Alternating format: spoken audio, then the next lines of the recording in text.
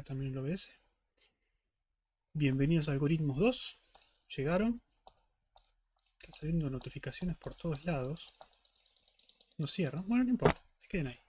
En algún momento dejarán de salir. Bueno, ¿qué tal? Buenas tardes, ¿cómo les va? 104, creo que ya estamos en número, más o menos son 104 en total los inscriptos. Está bien que hay unos cuantos docentes en el medio, pero creo que estamos todos. Bueno, como les dije, bienvenidos a Algoritmos 2. La clase de hoy vamos a empezar con todo, pero en realidad con casi todo. Primero vamos a ver los temas administrativos que son tan aburridos pero tan necesarios. Ahí está, dejaron de aparecer notificaciones. Ahora podemos empezar. Ahí está. Bien, como saben en este curso, o la mayoría debe saber en este curso, usamos lenguaje de programación C, no usamos Python. Python lo usamos pero después, más al final. ¿Alguno viene de Python? Supongo que más de uno viene de Python. Varios vienen de Python. Bueno, no se preocupen. Van a sobrevivir. No son los primeros que lo hacen. Podemos empezar por el tema administrativo, régimen de cursada. ¿Qué prefieren? Régimen de cursada, ¿no? Empezamos por ahí. Déjenme ver dónde tengo ese Sí, PDF. Sí, esa fue Julia. por supuesto. A ver, ¿dónde lo dejé? Aquí está. Déjenme compartirlo. No lo subí a la página, es verdad. Faltó eso. Pero bueno, ahora lo miramos. Y después... Después vemos. A ver. Tengo dos. Régimen de cursada. Compartir. Ahí está. Ahí está. Ahí está. Ahí está. Ahora sí. ¿Se ve? Se ve. Ok. Sí, Sí, sí. Bien. Régimen de cursada. Para aprobar esta materia van a tener que cumplir ciertos requisitos. Los requisitos después si quieren leanlo detenidamente. Pero básicamente lo que tienen son dos TPs. TP1, TP2. ¿Sí? Adicionalmente este cuatrimestre tenemos un TP0. Que ese no va con nota, es optativo. El que lo quiere hacer lo hace. El que no quiere hacer no lo hace. Todo lo que hagan para el TP0. De hecho el TP0 se los doy hoy para que empiecen a hacerlo. Todo lo que hagan del TP0 les va a servir en el TP1. Así que si lo quieren hacer, mejor. La idea de tener un TP0 es que ustedes puedan tener una devolución temprana. Decir, bueno, che, no sé cómo vengo de algoritmos 1, quizás no vienen del todo bien. Quizás les viene bien un repaso. ¿Sí? Y aparte se mete el tema nuevo de memoria dinámica. Así que por ahí les viene bien hacerlo, tienen una semana para hacerlo. La idea es que hagan el TP0, los docentes lo miren, les den una devolución, a ver de qué tienen que mejorar, o si está todo bien, mejor. Y después eso lo reutilizan para el TP1. Pero bueno, no es obligatorio el TP0. ¿Sí? TP1 y TP2 sí son obligatorios, obviamente. Están... Por ahí podríamos empezar por la página, pero no importa. Tenemos un calendario donde están todas las fechas de cuándo se entrega el TP1, cuándo se entrega el TP2. Los TPs tienen reentrega. ¿Sí? Bien, acá les explica más o menos cómo es el sistema. Los que conocen Chanutron no tendrán ningún inconveniente. Después el tema de registrarse a Chanutron lo vemos. Tengo que hablar con Charlie y esas cosas. Pero no importa. Ustedes van a tener un sistema donde van a loguearse, van a subir su zip con el TP. Y el sistema les va a decir el TP está bien, el TP está mal. Si el TP está mal, van a reentrega. Si es que hay una reentrega, ¿no? Si el TP está bien, recién ahí pasan a la corrección, que el docente lo mira, le corrige, le dice, che, mira, tenés que mejorar esto, está perfecto. Ese tipo de cosas. Así que bueno, TP1, TP2, obligatorio. Examen parcial, obligatorio. Después, además de los TP1 y TP2, tienen TDAs. ¿Sí? En esta materia tienen que implementar tipos de dato abstracto, que es un poco como el motivo de ser de esta materia. Después vamos a ver qué son, qué hacen, qué forma tienen. No nos importa, sepan que hay tres TDAs que los tienen que hacer. Las mismas condiciones de entrega, así que TP1 y TP2. Es entrega y reentrega. Se entrega por el Chanutron, es corrección automática. Si la corrección automática va bien, ese PDF no está subido a la página todavía. Ahora les muestro la página si quieren, pero les muestro dónde va a estar, no dónde está. RPL, otro conocido de la casa para los que vienen de Mendes Algoritmos 1. ¿Sí? Este cuatrimestre agregamos también RPL a esta materia. ¿Sí? Van a tener 3 guías de RPL que son obligatorias. Ahora les puedo mostrar un poco de RPL de qué se trata, a los que no lo conocen. Pero básicamente es un sistema donde ustedes entran, tienen un editor, editan ahí, ¿sí? Pueden programar ahí, tienen unos enunciados para cumplir, hacen los ejercicios y les dice si el ejercicio está bien o mal. ¿Sí? Hay 3 guías de ejercicios que son obligatorias para aprobar la materia. El resto de las guías son opcionales, las pueden hacer o no, pero si quieren promocionarlas tienen que hacer. No importa. Hagan todo, no pasa nada. Para la aprobación de la cursada tienen que, bueno, entregar los 2 trabajos prácticos, los 3 TDA, aprobar el parcial con nota 4 más. ¿Sí? Me olvidé poner lo de RPL acá. Bueno, y aprobar RPL. Que lo puse acá, pero no lo puse acá. Cálculo de notas después vemos. Examen promocional. Los que lleguen a promocional tienen una ventaja, ¿sí? Es que el examen final que tienen que dar es más corto. ¿Sí? No tienen que dar el final completo, tienen que dar un final reducido, abreviado, que generalmente les conviene. Así que yo les recomiendo promocionar, por ahí es lo mejor. Y el cálculo de la nota final no importa. Quiero aclarar esto del principio porque acá lo dice, pero después nadie lo lee. Los TPs tienen nota de 0 a 2. TPs y TDA, ¿sí? Que tengan un TP con nota 0 no significa que esté desaprobado. Significa que es un número nada más. ¿Sí? ¿Vamos bien con eso? ¿Se puede promocionar? Sí, se puede promocionar. Promocionar, digamos, promocionar no significa que no tenés que dar final, sino que no das el final completo, das un final muchísimo más corto. ¿Cómo es lo de los TPs? ¿Qué significa nota 0? Nada, es un 0. Promoción light. Nadie te obliga a promocionar. Ceros aprobados. Aprobado es cuando ustedes se entregan a Chanutron, ¿sí? Y el Chanutron le sale verde. Ahí está aprobado. Ya está. Después el docente lo mira y según algunos criterios que nosotros tenemos, les asignamos una nota numérica de 0 a 2. Esa nota numérica les sirve para meter en la formulita y saber si promocionan o no. ¿Sí? Es básicamente eso. El numerito es para eso nada más. No es que 0 es desaprobé. No. Aprobaste. Nada más que STP no te sumó puntos para la promoción. Nada más. ¿Solo hay una chance de pasarlo a Chanutron? No. A Chanutron pueden subir el TP las veces que quieran. No se emocionen con eso porque después Chanutron se muere. Pero creo que pueden entregar 3 veces por hora. ¿Sí? Cada hora pueden hacer 3 entregas. Si tenemos un 0 podemos promocionar igual. Si te da la nota, sí. Lo que te tiene que dar es que la suma de la nota del TP1, 2 y los 3 TDA más el parcial dividido 2 te tiene que dar 6. Si te da 6 o más, podés promocionar. O sea, si te sacaste un 10 en el parcial y después, ¿cuántos son? 1, 2, 3, 4, 5, 6. Son 6, así que tenemos que hacer dividido 6. No, 6. Dividido 2. Ok, necesitamos un... Tienen que sumar 12 acá. ¿Sí? Así que sacan 10 en el parcial, un 2 en el hash y todo lo demás 0. Es muy fácil promocionar. Eh, sí, no es tan complicado. Los TP solo agregan nota a las notas del parcial. Sí.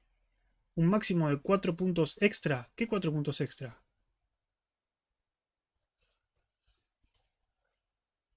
2 por TP. Está bien, pero son 2 TPs y 3 TDAs. Cada uno de estos puede ser de 0 a 2. ¿Sí?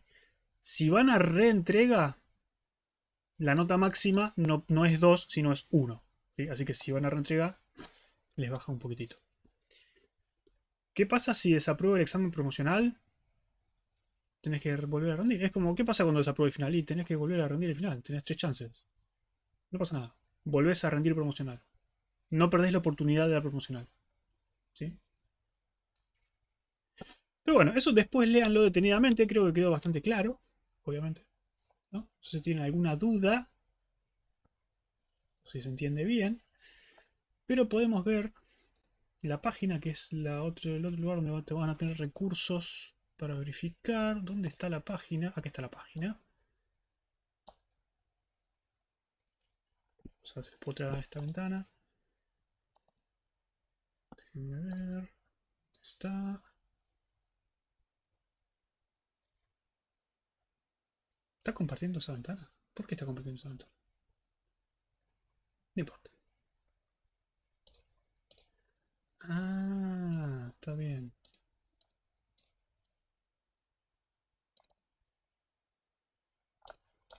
Déjenme ver si encuentro.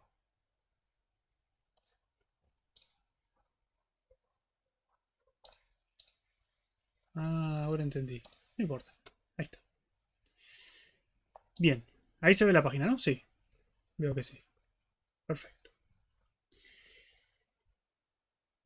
¿Qué dice? Yo no probé el final de algo 1. ¿Puedo seguir cursando? Sí. Todos los temas administrativos, véanlos con Mr. Pucci en el Slack, pero sí. Si todavía no tienen el final de algoritmos 1 aprobado, hicieron el trámite de excepción de correlatividad, obviamente, eh, y se los aprobaron, ¿sí? Eso háblenlo con Mariano, no debería haber problema. ¿Sí? La única, lo único que les pido es que antes de presentarse al final tengan aprobado algoritmos 1, porque si no se les va a armar quilombo a ustedes y a nosotros. Así que intentemos hacer las cosas bien. Las materias se aprueban en orden. ¿Ese PDF está en la página de la materia? No. No, Steffi, no está. No lo subí. Ah, es la versión nueva. Bueno, debería estar. Debería estar. Después lo reto a Pucci. En fin. Sí, Gabriel Pucci. Sí, yo a veces me olvido, le digo Pucci, pero es Gabriel Pucci. Con Pucci. Pucci. Quedó una pregunta de Valentina Moreno. ¿Qué pasó? ¿Es normal que todavía no estén subidas las notas de algo 1 al SIU? Sí, es normal.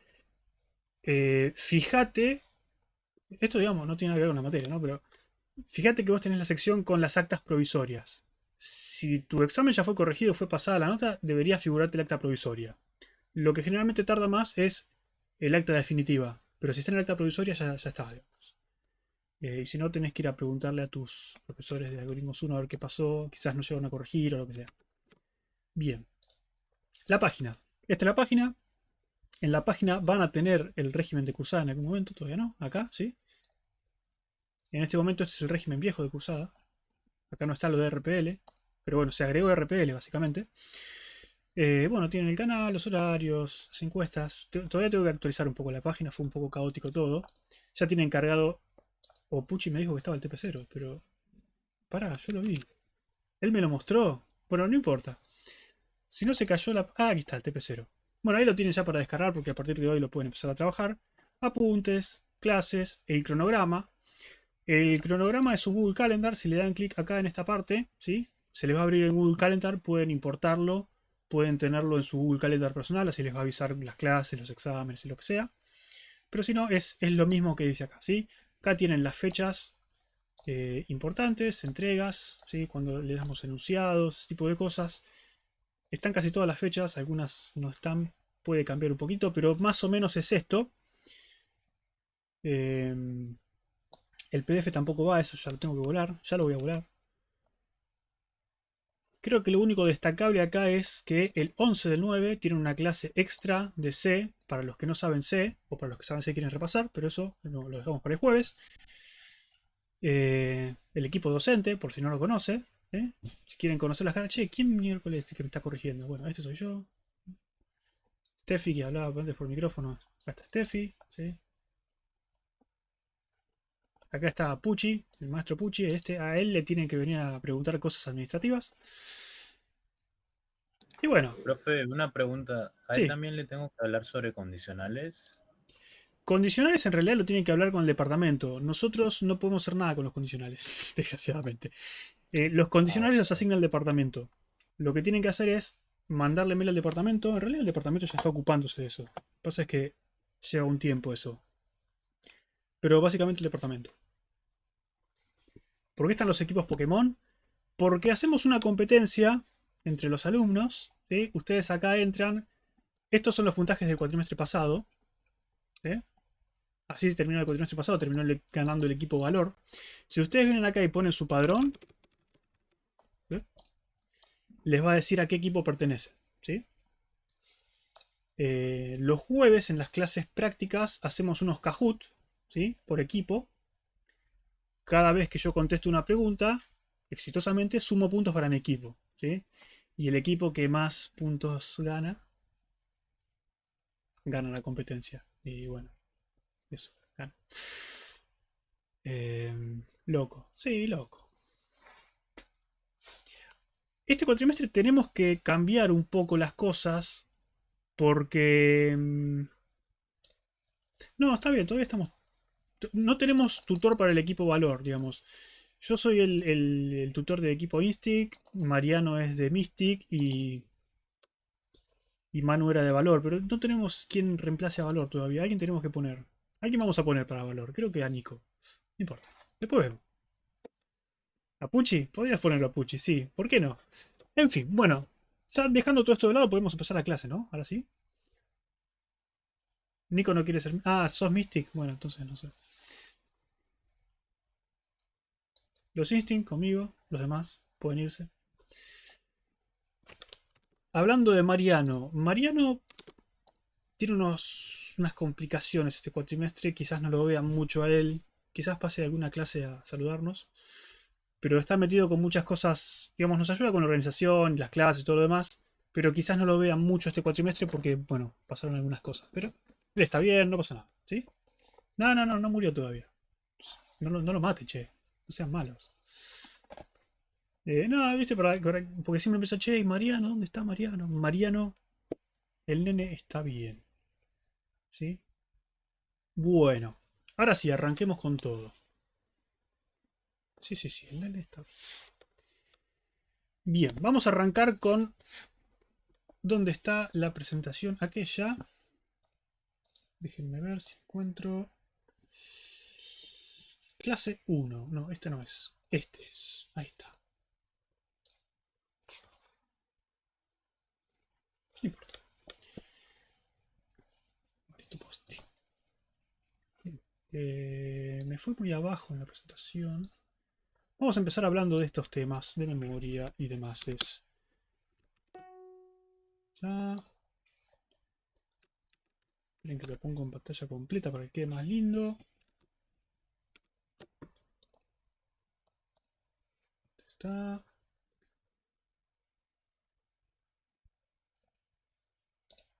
No, este no es. Ahí está. Ahí está, ahí está. Bien. Vamos a hablar un poco de memoria. Esto no lo vamos a ver completo, ¿sí? Porque es una introducción teórica que quizás es muy larga. Decidimos aprovechar un poco más el tiempo para hacer más práctica. Las clases teóricas van a ser medio prácticas, ¿sí? Si bien esta materia tiene teórica, y la clase de los martes es teórica, y la de los jueves es práctica, los martes vamos a ver un poco de teoría y práctica, y los jueves vamos a ver bastante teoría y quizás un poquito de... bastante de práctica y quizás un poquito de teoría, ¿sí? Pero bueno, nada, sepan que hay mucha práctica también los martes. O esa es la intención. Compilación. Vamos a hablar un poquito de compilación nada más. Y la parte de memoria, el procesador y eso lo dejamos de lado. Sepan que tienen... Ya este es el tercer cuatrimestre virtual. O el... Yo ya estoy re perdido. No sé, creo que es el tercero o el cuarto. No sé, no importa. Ya no sé cuál es. Pero ya tienen grabadas las clases anteriores, los cuatrimestres pasados, el tema de compilación, el procesador y todo eso. No les va a aportar demasiado. Es interesante, pero mejor usemos el tiempo para otras cosas. ¿Sí? Vamos a usar el procesador y todo eso, dejémoslo de lado por ahora. Lo que me interesa es, sí, la memoria. ¿Sí? ¿Por qué? Nosotros vamos a trabajar con el lenguaje de programación C. Para los que vienen de Python, les va a resultar un poco chocante. ¿Sí? ¿Por qué? Porque Python tiene un manejo de memoria automatizado. Uno no se preocupa por la memoria que usa. ¿Sí? La usa y ya está. ¿Sí? Se maneja sola, se reserva sola, se libera sola. En C no es así. Y uno va a tener que encargarse y ser más estricto con lo que hace. En C van a tener que entender exactamente qué es lo que están haciendo y qué es lo que quieren hacer. ¿Sí? No digo que en Python no. Pero en C, si no entienden lo que están haciendo, van a ser un desastre. Uno de los motivos por los cuales seguimos dando C. Para que piensen un poco más qué es lo que quieren hacer realmente. Gracias, Mauro. ¿Qué está pasando en el chat? No importa. La memoria, ¿qué es? No tengo un módulo de memoria a mano, pero la memoria es donde se almacenan los datos que yo necesito para trabajar, ¿sí? Ustedes ya saben lo que es una variable local, saben lo que es una variable global, saben lo que es una variable del stack. Bueno, quizás no, pero saben lo que es una variable local, ¿no? Sí, perfecto. Una variable local, ¿qué es una variable local? Explíquenme qué es una variable local. Local al scope. Eso no me define nada. ¿Este PPT está en la página? Sí, este está en la página de la materia. Creo que sí, no lo borramos. ¿Qué es local al scope? ¿Qué significa eso? Explíquenselo a alguien que no sabe de informática, que no sabe de computación. Accesible solo dentro del scope. No me hables de scope. ¿Qué es un scope? Cuando me empieza con el Spanglish me pone... Es declarada una función y existe en ese ambiente. Está bien, si yo tengo una variable local en una función, significa que la puedo usar solamente dentro de esa función. El scope es el ambiente, es como decir dentro de las llaves. Sí, excepto que vengas de Python y no sepas lo que son las llaves y llaves. Está bien, estamos bien, ¿sí? Ahora, esa variable vive en memoria, ¿sí? Está en la memoria RAM. No está por ahí flotando en algún lugar, che. ¿Dónde? No sé, la computadora se encarga. Acá vamos a tener que ser conscientes de dónde se guarda esa variable. Las variables locales, ¿sí? Se guardan en lo que conocemos como stack, ¿sí? Un stack de la función. Vamos a ver un poco más adelante cómo funciona. Pero lo importante es que viven en memoria, ¿sí? No es que están flotando en el éter. Viven en memoria. ¿Qué es la memoria? Nosotros vamos a ver la memoria como una tira de bytes, ¿sí? ¿Saben lo que es un vector? ¿Un array? Para los que vienen en Python, ¿una lista? Los que vienen de Python, imagínense una lista, pero donde cada elemento es un byte.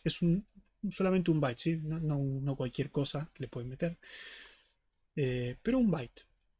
Es un byte después de otro. Eso es la memoria, ¿sí? Nada más.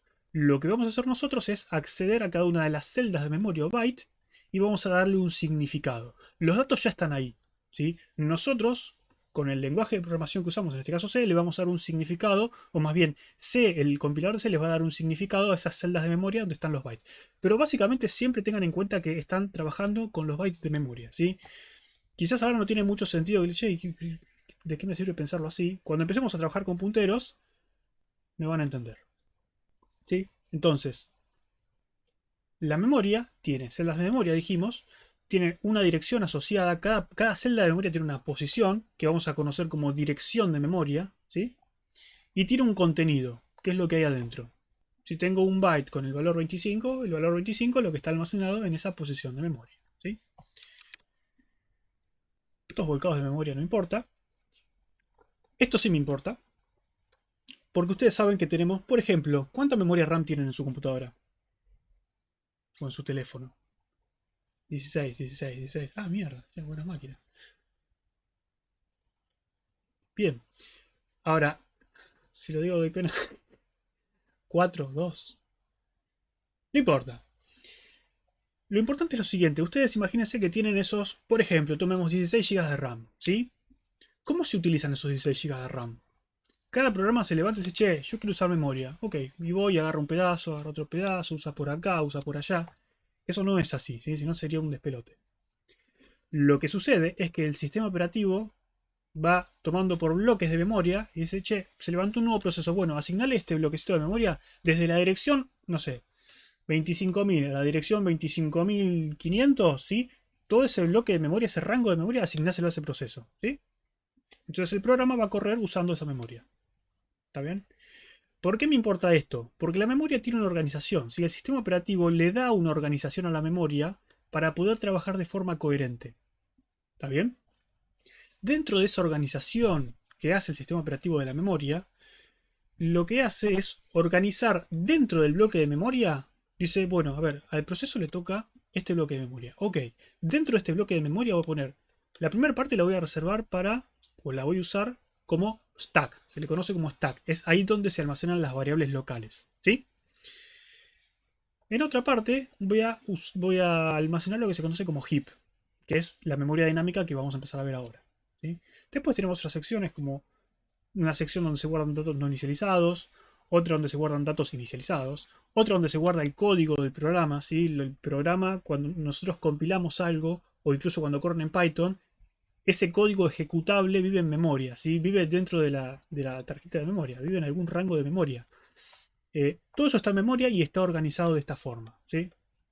Más o menos. Perdón, Sí, ¿hago una consulta? decime. ¿Los espacios en blanco representan algo o...? Significa que no había nada. Ok, No significa que, por gracias. ejemplo, no puedas encontrar el heap arriba y el stack abajo. El sistema operativo es libre de organizarlo como quiera. Históricamente es arriba el stack, abajo el heap, pero no hay ninguna diferencia. Lo importante acá es saber que existen distintas regiones de memoria, pero que es la misma memoria, ¿sí? Nada más. Es todo lo que tienen que saber. Es una memoria que el sistema operativo lo organiza y la secciona para trabajarla de distinta forma. Pero es la misma memoria, ¿sí? No hay una diferencia entre un byte del stack y un byte del heap.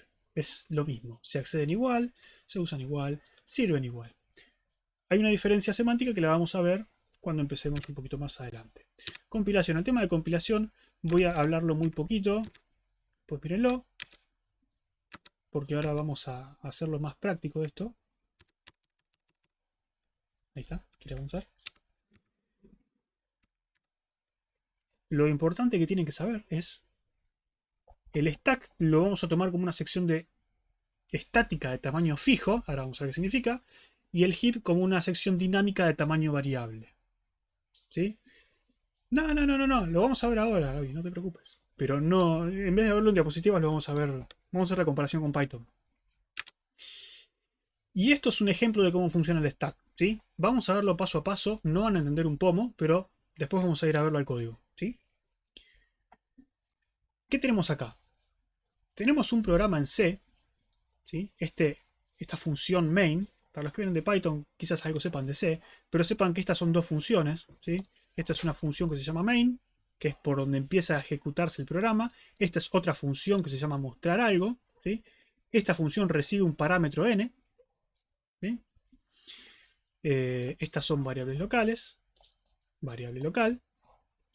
Y lo que va a pasar acá es que va a empezar a ejecutarse la función main y van a crearse estas variables en la memoria. ¿En qué memoria se va a crear? Se va a crear en la memoria de stack. Dijimos que el stack es donde se crean las variables locales. El stack, o la palabra stack significa pila, ¿sí? Más adelante vamos a ver el TDA pila, cómo funciona, qué es. Pero básicamente una pila es, el típico ejemplo es la pila de platos, ¿sí? ¿Saben lo que es una pila de platos? Que ustedes ponen un plato, arriba otro plato, arriba otro plato, arriba otro plato, ¿sí?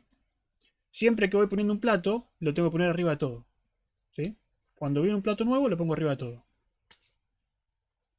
Cuando saco un plato, tengo que sacar el de arriba de todo. Todo esto es dentro de la RAM. Esto que dice stack, esta es la memoria RAM. Lo importante acá es que estas variables de acá viven en la RAM. Ese es el punto. ¿Y cómo funciona esta reserva de memoria en el stack para las variables? Funciona como una pila, ¿sí? Se reserva uno, después a continuación se reserva la otra, después a continuación se reserva la otra. La parte que le asigna la compilación a la memoria RAM sería, ¿no? No lo asigna la compilación. Esto es en tiempo de ejecución. Ojo. Todavía no empezamos a ejecutar el programa. ¿Qué va a pasar cuando empiece a ejecutarse el programa? Es lo siguiente. El sistema operativo levanta el archivo ejecutable, lo carga en memoria, carga el código ejecutable en memoria, reserva un espacio en memoria y dice, bueno, este bloque va a corresponder al stack de este programa, ¿sí? Tenemos este bloque que está vacío, ¿sí? El stack vacío del programa. ¿Está bien? Lo que va a suceder es que cuando se empiece a ejecutar, va a venir la primera línea y va a decir, che, lo que está haciendo acá es, está reservando una variable local de tipo char, un byte, ¿sí? Variables globales no van en el stack, variables globales van a acá. Pueden ir a otro lado, de nuevo. Las variables globales no van al stack, solo las locales, ¿sí? Las globales pueden ir a data, pueden ir a BSS, según cómo estén inicializadas, pero eso no importa. No importa. Nos enfocamos en el stack y las variables locales nada más. Entonces, empieza a ejecutarse y dice, che, me dicen char A. Significa que están reservando un byte, una variable A de tamaño 1 byte, en el stack, como variable global. ¿Qué va a pasar? Se va a reservar en el stack un byte. ¿Sí? Ahora, este espacio que está acá, en la memoria RAM físicamente no pasa nada. ¿Sí? Lo único que... a ver. Piénsenlo si tienen ¿cómo les explico?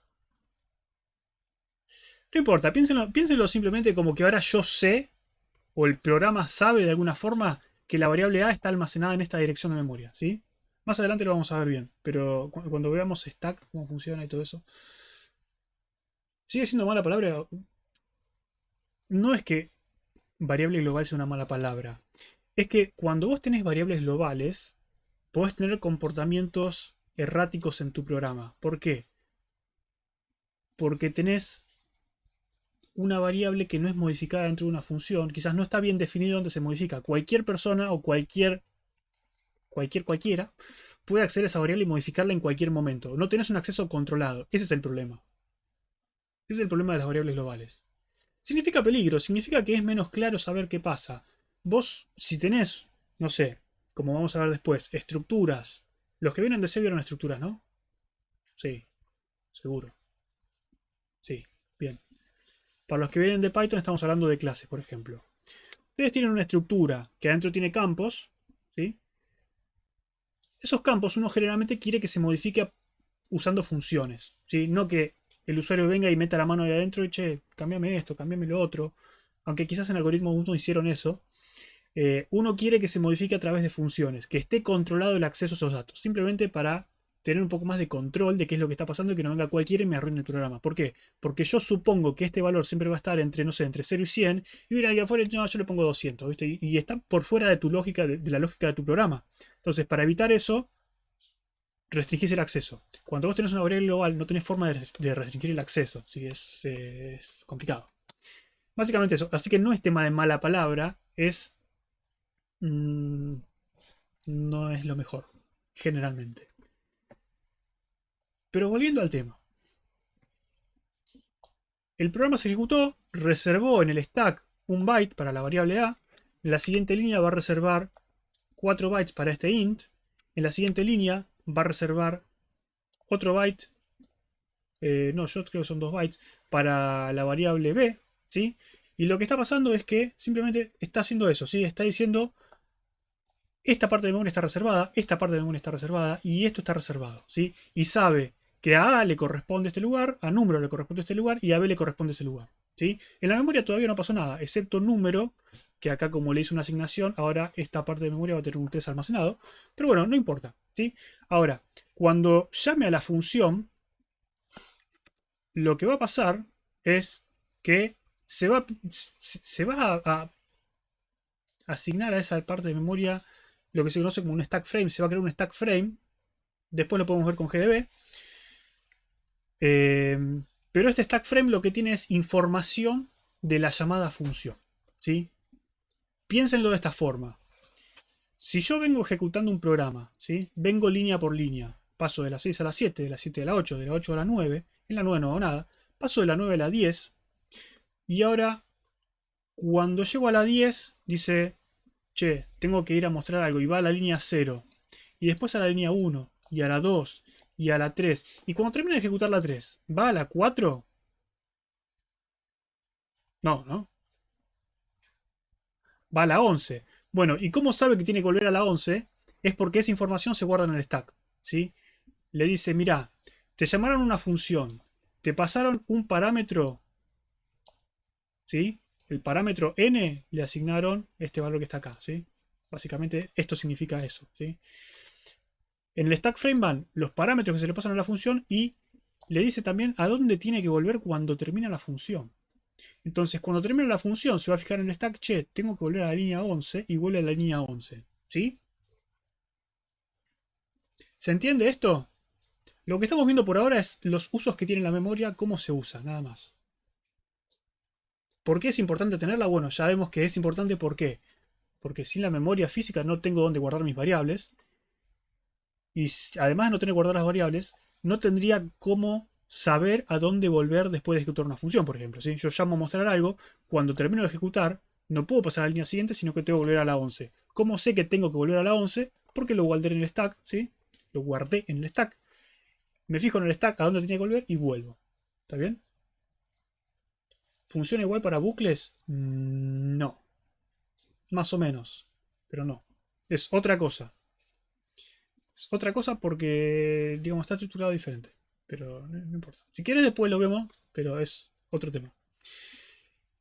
El stack sería lo que está entre llaves. El stack es... Todo esto es el stack. El stack es el bloque de memoria. El stack es un bloque de memoria, nada más. Lo que está entre llaves es el ambiente, lo que ustedes le decían el scope, ¿sí? El entorno de esta función. Yo cuando llamo a una función, ¿qué pasa? Se crea un entorno nuevo, se crea un scope nuevo, ¿no? ¿Cuánto tamaño tiene un bloque de memoria? El stack completo, decís vos. ¿Cuánta memoria se asigna para stack de un proceso?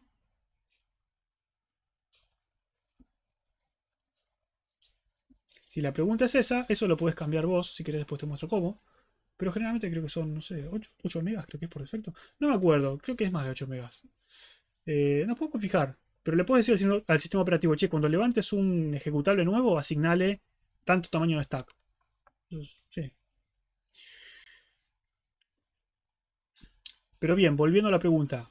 Cuando yo llamo una función, se crea un contexto nuevo, se crea un scope nuevo, ¿no?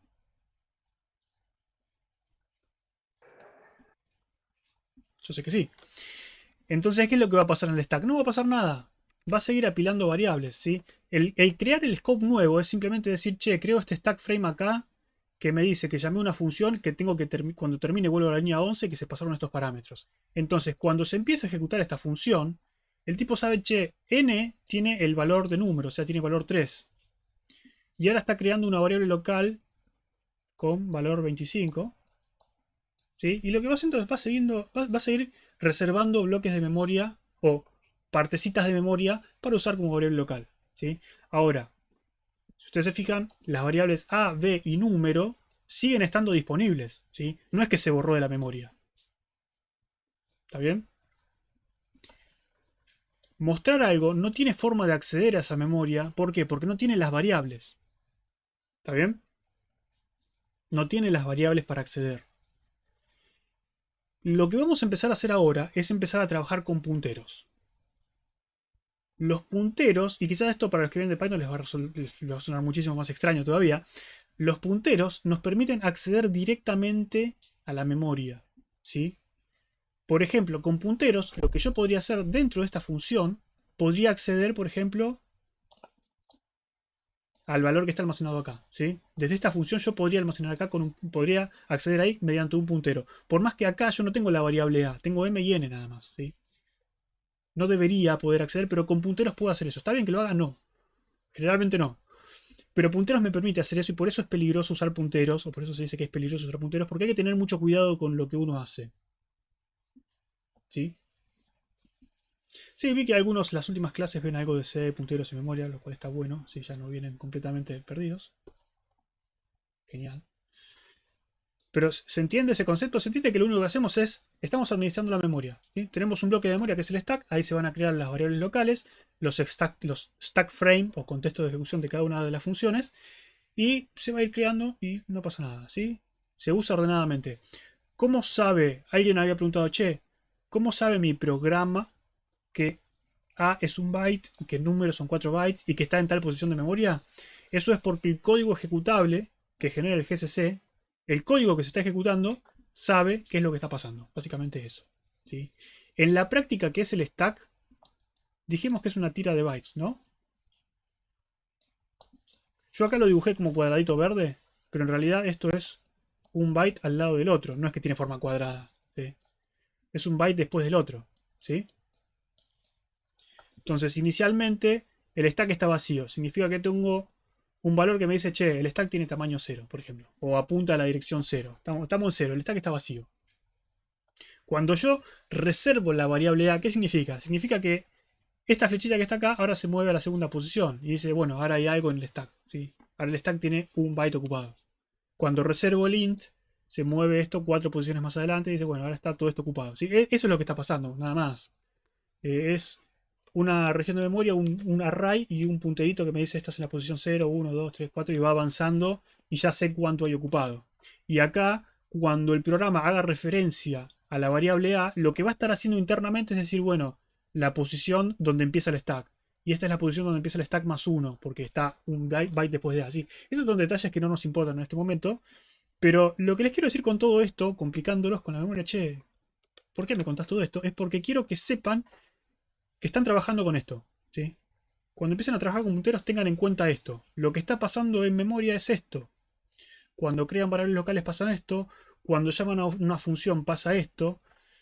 Y por eso es posible que si yo me equivoco con un puntero en una función, ¿sí? Esto es algo que les pasa mucho, ¿sí? Se equivocan con un puntero acá adentro y sobreescriben una parte de la memoria que no tenían que sobreescribir. Por ejemplo, acá en vez de 11, tocan esto y dicen, no sé, volver a la línea 6, ¿sí? Y de repente se les rompe el programa. Y dice, che, empecé acá y terminé acá y se me quedó un bucle infinito. O directamente los manda a una dirección que no existe. Che, llamo a esta función y mi programa, no sé, deja de funcionar. Pero no deja de funcionar en esta función, deja de funcionar en esta función. Y digo así, che, no puede ser. No puede ser. Sí puede ser, porque salió de esta función. Esto entra en juego cuando salís de la función, ¿sí? Entonces ya saliste de la función. Y cuando intente volver a la línea 6000, voy a decir, no sé cuál es la línea 6000, ¿sí? Es posible hacer eso con punteros, ¿sí? La magia de la computación. Esto es lo que pasa mientras espero que cargue el programa que abro. En realidad lo que pasa... ¿Eso estaba antes o estaba después?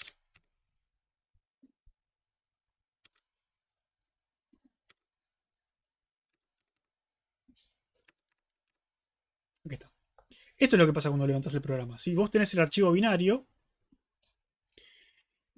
este es estático, no, el dinámico. Generalmente es esto lo que pasa. Vos tenés el binario, el sistema operativo lo va a cargar en memoria, el loader va a fijarse para ejecutar este binario que necesita, porque por ahí necesita bibliotecas externas, va a buscar esas bibliotecas externas, va a enlazarlas, va a empacharlas y bueno, esta función en realidad corresponde a esto de la biblioteca, lo que sea. Si quieren después fíjense a ver cómo funciona el enlazado y eso.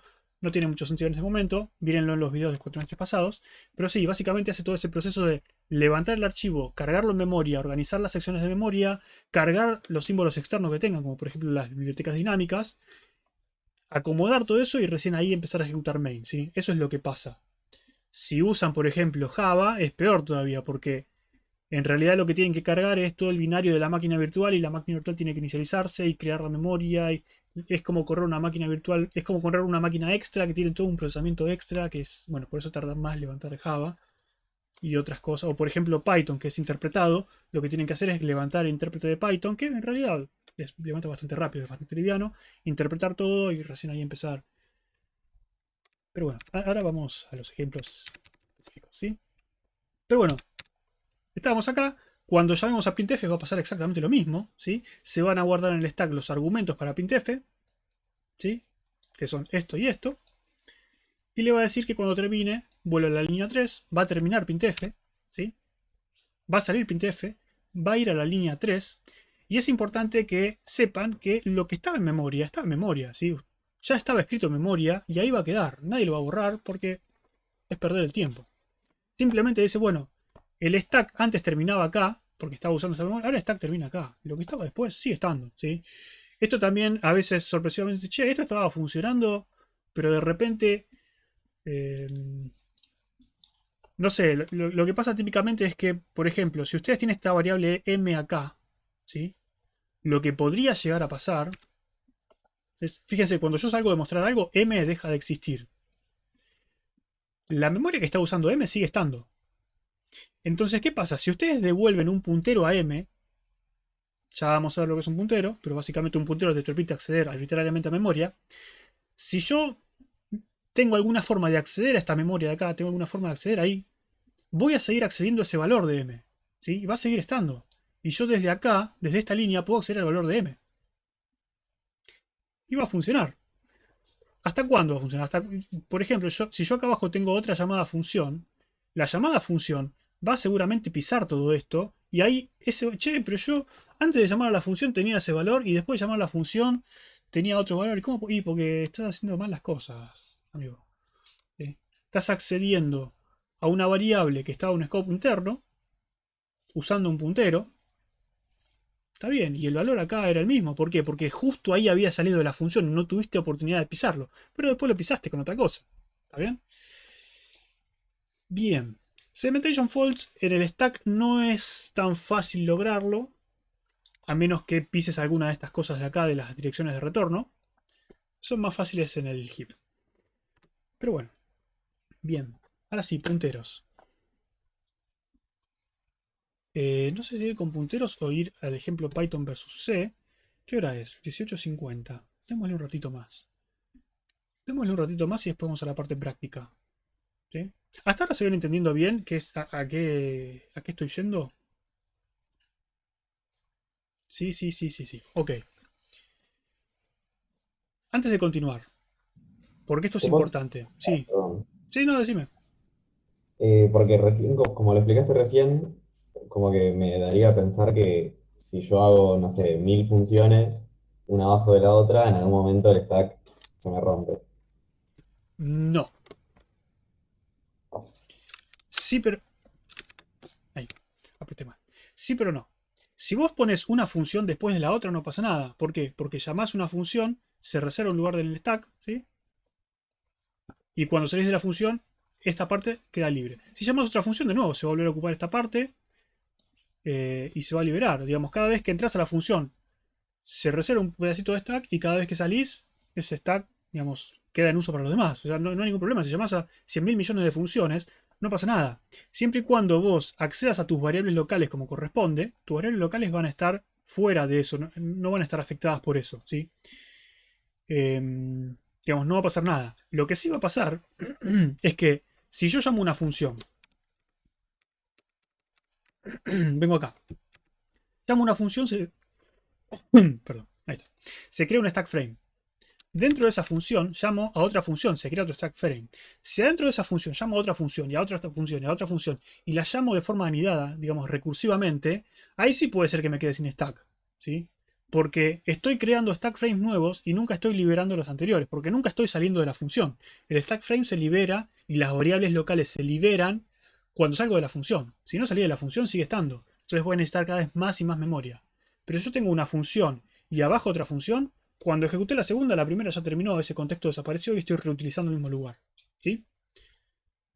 Se rompe cuando llega al límite de la RAM, más o menos. Eso después cuando vean memoria virtual en sistemas operativos y organización de computadoras, pueden hablar un poco más. ¿Se puede romper en las llamadas recursivas del stack? Sí. ¿Stack Overflow? Sí. Sería como que se convierte en basura. No se convierte en basura. Esa memoria deja de estar en uso, nada más. Los valores siguen estando porque nadie va a ir y nadie va a gastar ciclos de procesador en ir y limpiar esa memoria porque no tiene sentido. ¿Sí? Si vos usás... El código está generado para que se use bien, digamos. ¿Sí? Cuando vos usás variables locales, el compilador genera código ¿para qué? Para que se reserve el lugar en el stack de forma ordenada y que se libere de forma ordenada. No es posible que vos accedas a memoria que no te corresponde. ¿Sí? No es posible. Hasta que introducís punteros. Cuando introducís punteros es otro tema. Pero no es posible romperlo si no usas punteros. O no debería ser posible. Pero sí, lo que está sigue estando en memoria porque nadie se gasta en ir a borrarlo. ¿Sí? Nadie se gasta, che. Yo salí de la función y mira, me quedó todo esto acá y esto y esto. ¿Por qué no lo borramos? No, ¿para qué vas a gastar tiempo en borrar eso? Digamos, no tiene sentido. Pero bueno, otro de los puntos importantes es que la memoria en el stack se reserva y se libera por el compilador. ¿Sí? ¿Significa que el compilador lo va a hacer? No. El compilador, una vez que el programa está compilado y el programa se está ejecutando, el compilador ya no juega más. Lo que va a hacer el compilador es generar código para que estas sentencias, ¿sí?, reserven la memoria cuando tengan que reservarlo y liberen la memoria cuando se salga del contexto. ¿Sí? Nosotros no reservamos memoria en el stack ni la liberamos, sino que el compilador se encarga de generar el código para que eso pase. ¿Sí? Es automático. ¿Está bien? Bien. Antes de continuar, que es algo que me olvidé de hablar al principio, con los temas administrativos, es el Slack. Nosotros, esto es importante, ¿sí? Escúchenlo, lo voy a decir despacio. Tenemos un Slack de la materia, ¿sí? Donde ustedes van a poder entrar y consultar todas las cosas que tengan que consultar, ¿sí? Hasta ahí creo que es claro. Para que sea más claro, quizás, me conviene mostrárselos. Si encuentro... creo que en algún lado tengo, ¿no? Déjenme ver.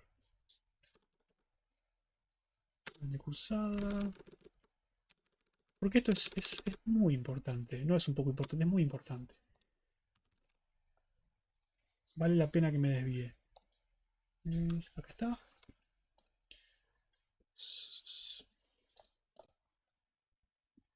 ¿Dónde está? Meet. Compilación, clase 1, OBS.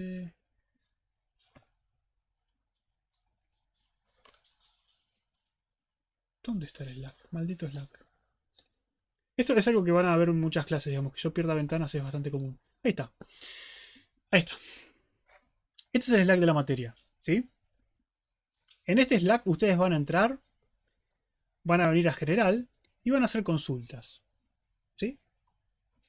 Dice, che, no entendí nada del stack, ¿sí? Por ejemplo, vienen y lo hacen.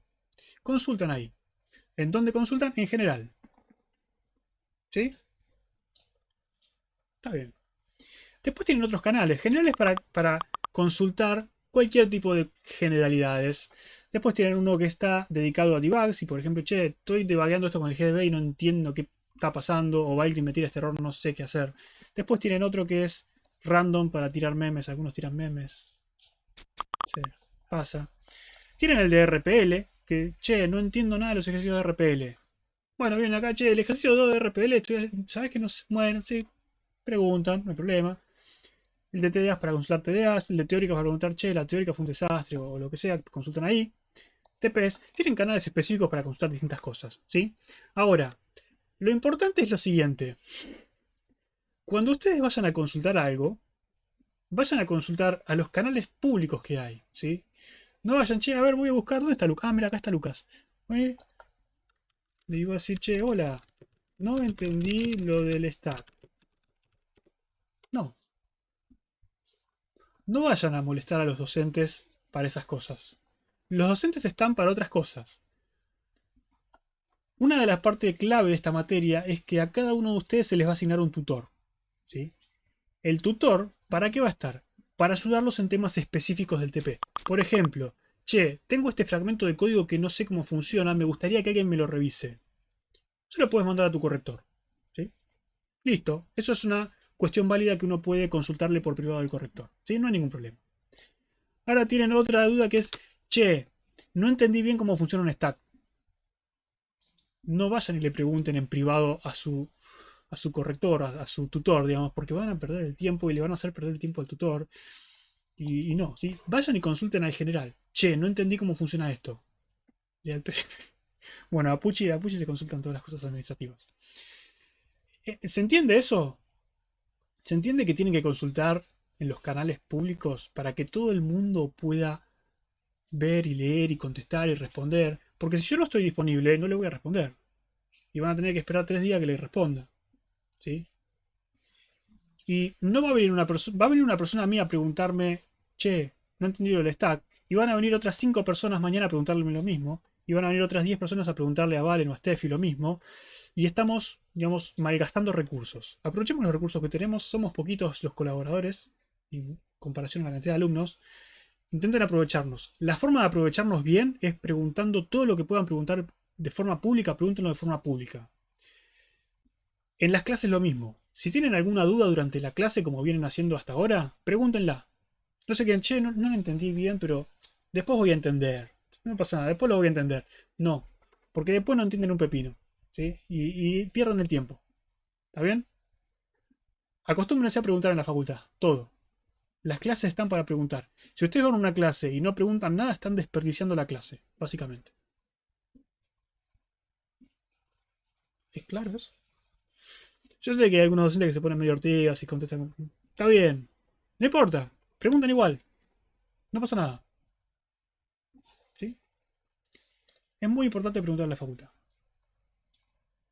Por lo menos, si se llevan algo de la materia, llévense eso. Dicen, no, esta materia no me gusta. No la voy a cursar más, llévense eso. Pregunten en la facultad.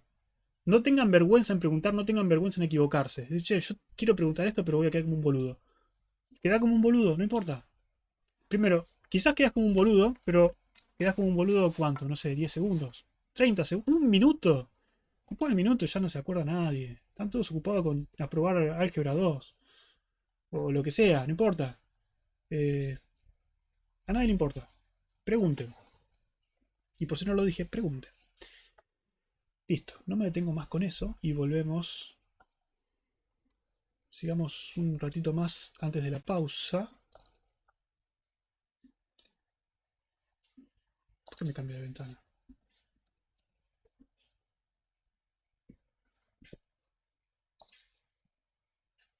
Che, ¿por qué el Slack se me volvió loco? ¿Qué pasó?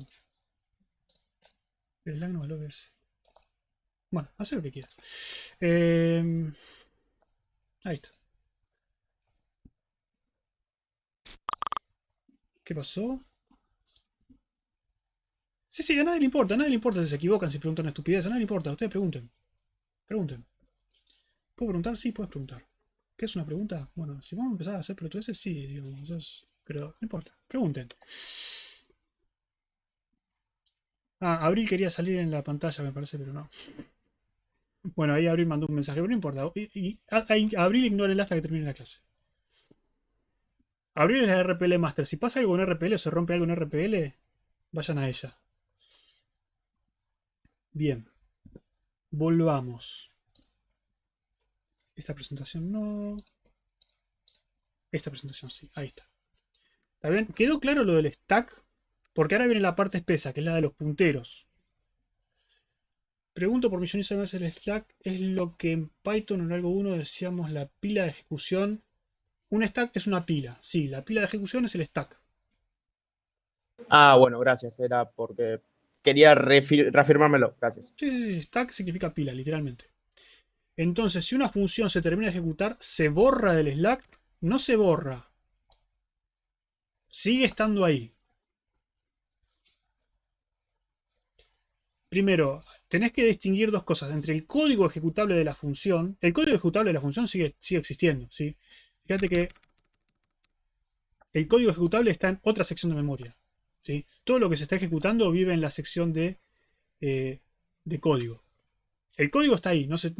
Una vez que el programa se levanta en memoria, el código se mete ahí en memoria y no se toca más. Lo que estamos modificando, el código modifica el stack y modifica el heap, ¿sí? Entonces, cuando una función se empieza a ejecutar, lo único que hace es crear un stack frame o un contexto de ejecución en el stack. ¿Para qué? Para saber cuáles son las variables que va a usar. Tiene que reservar esas variables locales de la función, básicamente es eso, que sería lo de los parámetros. Esto nos indica que C pasa los parámetros por copia, ¿sí? Cuando yo acá le paso número, justamente lo que está pasando es que se está creando una variable n con el valor de número, ¿sí? Pero no se está pasando número, no se está pasando la variable número, está pasando una copia. La semántica de C es pasar parámetros por copia. Se crea la copia de los parámetros en el stack, se dice a dónde va a volver cuando termine de ejecutarse y quizás otra información de los registros y cosas que no nos interesan. Todo eso va en el stack frame y cuando termine de ejecutarse la función, esa memoria queda en desuso, ¿sí? Queda disponible para que alguien más la use, nada más, no es que se borra algo, todo sigue estando en memoria, ¿sí? Sí, me quise referir a eso y no me expresé bien, pero Perfecto. era eso. Bárbaro. Y se desocupa para que cuando otro valor necesite almacenarse, sí, exactamente, sí, queda disponible, pasa disponibilidad, nada más. Bien. Ahora viene la parte que les decía, che, usando punteros es posible acceder a cualquier lugar de la memoria. Y es un tema. Como les dije, el código para reservar y liberar memoria del stack se genera automáticamente por el compilador. Entonces nosotros no podemos meter la pata. ¿Cuándo sí podemos meter la pata? cuando de alguna forma podemos acceder a lugares que no corresponden. Por ejemplo, en la línea 11 yo puedo acceder a número y B, que son las cosas que son válidas para mi stack de ejecución, ¿sí? Son mis variables locales, básicamente. Si yo de alguna forma accedo a este valor M de acá, estoy accediendo a memoria que no debería acceder. De nuevo, eso no se puede hacer a menos que usemos punteros. Bueno, creo que ya quedó claro que los punteros son peligrosos si no se usan a conciencia, ¿sí? Básicamente programen a conciencia y entiendan qué es lo que está pasando. ¿Qué forma tiene un puntero en C? Primero, rápido, para los que vienen de Python ya habrán notado que C es un lenguaje de tipado estático, ¿sí? ¿Qué significa eso? Ustedes en Python dicen, che, tengo una variable A, una variable B, una variable C, ¿y qué tipo de dato tiene? No sé, lo que venga. A A le puedo asignar un string, le puedo asignar una lista, le puedo asignar un número, le puedo asignar un punto flotante, no importa. No tienen tipo las variables en C. Hago lo que quiera. Eso puede ser bueno, puede ser malo. En C no es así. En C, las variables tienen tipo, ¿sí? Y la verificación de tipos es estricto. Si yo digo que la variable número es de tipo entero, no puedo venir acá a la variable número y asignarle un 3,14, por ejemplo. ¿Por qué? Porque no es un entero, es un racional eso, ¿sí? No se puede. ¿Está bien?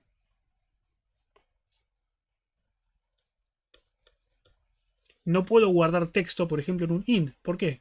Porque los int guardan enteros, no guardan una cadena de caracteres. ¿Sí? En Python podría, sí, en Python puede. En Python declara que la variable A, le pones un 1, le pones un 5, le pones un hola mundo, le pones una función. Puedes asignar cualquier cosa en una variable, ¿sí? Sin importar el tipo. Acá no.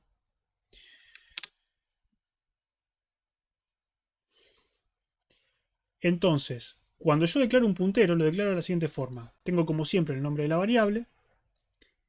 Tengo el tipo de dato al que apunta la variable puntero y tengo un asterisco que me indica que es un puntero. ¿Sí? Fíjense, de nuevo. Variable normal va tipo, nombre de variable. Acá va tipo, asterisco, nombre de variable. ¿Sí? Quizás void no es el mejor ejemplo porque no es la ausencia de tipo, pero este ejemplo creo que es muy avanzado, pero miremos las partes que se pueden mirar. Tengo una función main, ¿sí? Que cuando empiece a ejecutarse, ¿qué va a hacer? Va a reservar en el stack dos variables locales, que son buffer y números, ¿sí? De nuevo, buffer y números son variables locales, ¿está bien? ¿De qué tipo son? Bueno, buffer es de tipo puntero a char. Números es de tipo puntero a int. ¿Sí? ¿Se entiende cómo funciona la declaración de punteros?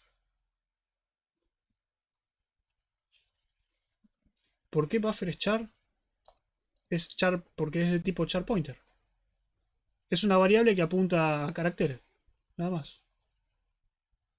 Un puntero es eso. Un puntero es una variable que guarda una dirección de memoria y que apunta a esa dirección de memoria. ¿Sí? ¿Se acuerdan que al principio dijimos las celdas de memoria tienen una dirección? ¿Sí?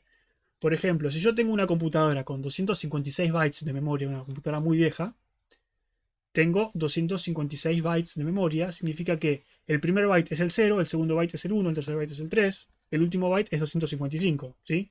Cada uno de esos bytes tiene una dirección de memoria, ¿sí? ¿Está bien? Un puntero lo que hace es eso, almacena una dirección de memoria. No importa de qué tipo sea, si es un puntero, si tiene un asterisco, lo que almacena internamente esa variable es un número que representa una posición de memoria. ¿Está bien eso?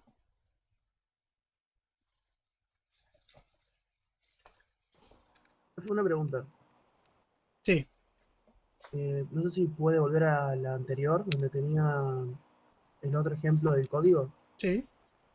En ese código, por ejemplo, si yo quisiera crear otro procedimiento que no sé, reste 5, por ejemplo, ¿A quién? AM, ¿estaría como AM como puntero para poder llamarlo al otro procedimiento o no? Me gusta la pregunta. La respuesta es no, no solemos hacer eso. La otra respuesta sí se puede hacer eso. Y la tercera respuesta que te voy a dar es hacerme acordar de esto si no me acuerdo cuando vayamos a la parte práctica dentro de, no sé, media hora, ponele. Que podemos hacerlo como ejercicio para ver cómo se hace, cuál es la diferencia y qué significa. Pero sí, es una buena pregunta. Podrías hacerlo, sí. Gracias. Porque buffer es... ¿Qué? Locales que contienen una dirección de memoria con... O sea que a esas memorias se le puede asignar un valor. Sí se puede. Espera que tengo que escribir acá porque no. ¿Cuál fue la pregunta? No se escuchó bien. La pregunta es básicamente si yo tengo una función, si entendieron la pregunta, ¿no? Si, por ejemplo, si la función mostrar algo que recibe un número, ¿sí? Si yo quisiera que dentro de esta función se modifique la variable número, no puedo. ¿Por qué? Porque si se acuerdan, estoy pasando una copia, ¿sí? Se está creando en el stack una copia y se está pasando esa copia acá como variable local n. Si yo quisiera modificar esta variable adentro de esta función, tendría que pasar un puntero a esta variable para poder acceder a esta memoria, ¿sí? Dentro de este contexto. Se puede hacer eso, después vamos a hacer el ejemplo, ¿sí? Y creo que a eso iba la pregunta. Pasas número por valor copia y no por referencia puntero. No es lo mismo referencia y puntero, son dos cosas distintas. Nosotros en esta materia vamos a usar C99. El estándar C99, C tiene varios estándares, el 89, el 99, el 2000 y pico. Vamos a usar C99, que es uno de los más extendidos. C no tiene referencias, tiene punteros pero no referencias, y no son lo mismo. Se pueden usar de forma parecida. Las referencias son seguras, los punteros. En fin. Pero bien, entonces, quedamos todos de acuerdo en que, sin importar el tipo de la variable, buffer y números son variables locales. Sí, son variables locales, ¿sí? Como variables locales significa que se va a reservar lugar en el stack para almacenarlas, ¿sí? Ahora sí, miremos los tipos. ¿De qué tipo son? Bueno, las dos son de tipo puntero a algo, ¿sí? Puntero a char y puntero a int. ¿Qué significa eso? Significa que lo que guarda buffer es la dirección de memoria de un byte, de un char, ¿sí? Significa que si yo voy a la posición de memoria que guarda buffer, voy a encontrar un char ahí, ¿sí? Si yo voy a la posición de memoria guardada en números, por ejemplo, imagínate que número tenga el 10 asignado, ¿sí? Números vale 10. ¿Qué significa eso? Significa que números está apuntando a la dirección de memoria 10. ¿Qué va a hacer eso? Cuando yo acceda como puntero a esa variable, con la sintaxis especial de punteros, voy a acceder a la celda de memoria 10. Y voy a ir a buscar un entero ahí, ¿sí? Si buffer es, por ejemplo, 5, cuando yo acceda como puntero a buffer, voy a ir a la celda de memoria 5, me voy a traer un char. Un char es un byte. Así que voy a ir a la celda de memoria 5 y me traigo un byte, ¿sí? Me traigo el byte que hay en esa celda de memoria, ¿sí? Cuando haga lo mismo con números, dijimos que int son 4 bytes, entonces voy a ir a la celda 10 y voy a traerme no lo que hay en la celda 10, sino lo que hay en la celda 10, 11, 12 y 13, ¿sí? ¿Por qué? Porque int son 4 bytes. Voy a ir a partir de esa celda voy a ir a buscar 4 bytes, ¿sí? ¿Se entiende la operación básica del puntero? ¿Voy a poder ir cambiando el valor de mi variable a lo largo del programa? Sí, no hay ningún problema. De nuevo, un puntero es una variable como cualquier otra. Yo puedo modificarla, puedo asignarle un número, puedo hacer que apunte a otra variable. Puedo hacer, por ejemplo, número 1 más número 2. Sí, ahí no estás, en realidad eso no tiene ningún efecto, digamos, es una sentencia que no tiene ningún efecto. No lo estás asignando a nada, va a sumar dos números y va a descartar el resultado. Pero sí, se puede hacer.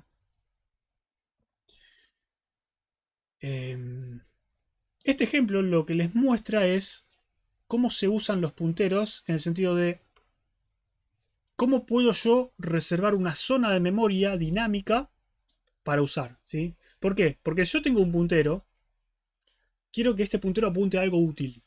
Puedo apuntar a una variable que ya existe. Ok, pero ¿qué pasa si yo quiero un bloque de memoria, no sé, de 100 megas? Eso no lo puedo reservar en el stack, si no tengo forma de hacerlo. Entonces, para eso existe el heap.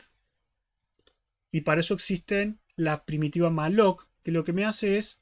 Malloc, de nuevo, es una primitiva de C99, que lo que hace es reserva un bloque de memoria en el heap. ¿Sí? ¿Se acuerdan la sección heap que habíamos visto antes? La memoria dinámica. En esta memoria dinámica yo voy a poder reservar bloques de memoria yo mismo. De nuevo, esto ya no es automático. Esto lo tengo que hacer yo manualmente. Entonces, manualmente puedo reservar, por ejemplo, 10 bytes en el heap y guardarme la dirección de memoria que me devuelve malloc en buffer. A partir de este momento, el puntero buffer está guardando la dirección de memoria que devolvió malloc, que va a ser la dirección de memoria de este bloque de memoria reservado en el heap. ¿Sí? Los punteros sí o sí tienen que ser igual a un entero. ¿Cómo igual a un entero? Acá tengo un puntero que es char y un puntero que es int. No entendí la pregunta. ¿Qué pasa? Por ejemplo, hago int números igual a 10. Lo que estás haciendo ahí, de nuevo, se están adelantando mucho, sobre todo porque no expliqué esa sintaxis todavía. Pero lo que hace eso es acceder a la memoria.